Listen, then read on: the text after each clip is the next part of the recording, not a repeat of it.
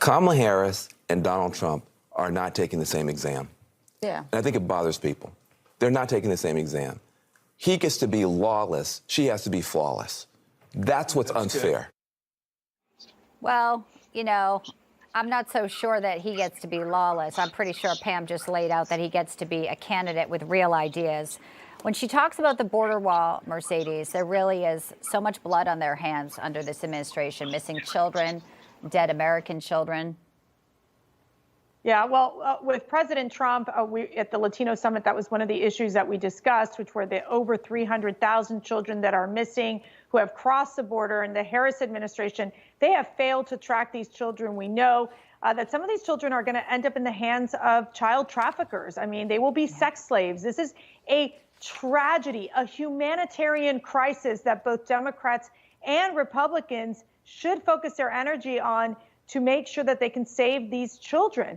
And I think for Harris to go and just kind of mock the president when it comes to building the wall, which he did everything he could to find the funds and work with Congress, you know, that in and of itself is just disgusting, knowing that under the Harris administration, over 10 million people entered this country illegally with no proper vetting. We have no idea who's in this country. And what we have seen is an increase of crime in many of these cities. In some cases, even, you know, women and children who have been killed in the hands of illegal aliens. And this is due to Harris's lax, basically border enforcement.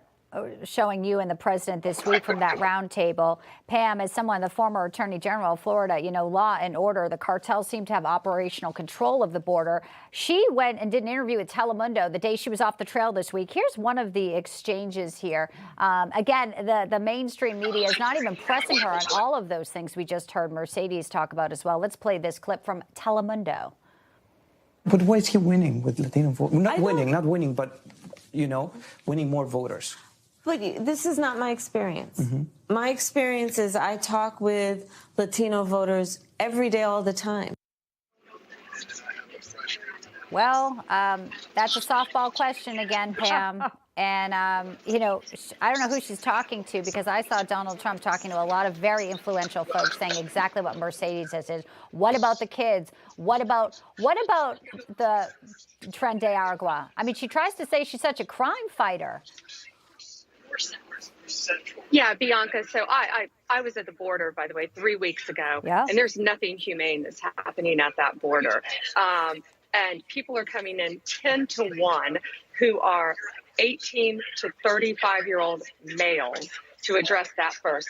Second, her out there talking to the voters. She's not out there. Donald Trump is out there. We're all out there. We're all over the country. Today he's in Nevada. He's in Arizona. He's holding rallies. He's cooking at McDonald's. He's on the street talking to everybody around this country. And that's why he's going to win this race by a landslide, I firmly believe this time, because he is out there on the street. Who's she talking to? She's not out there. She's doing softball interviews that she's bombing, actually, with all of these CNN hosts.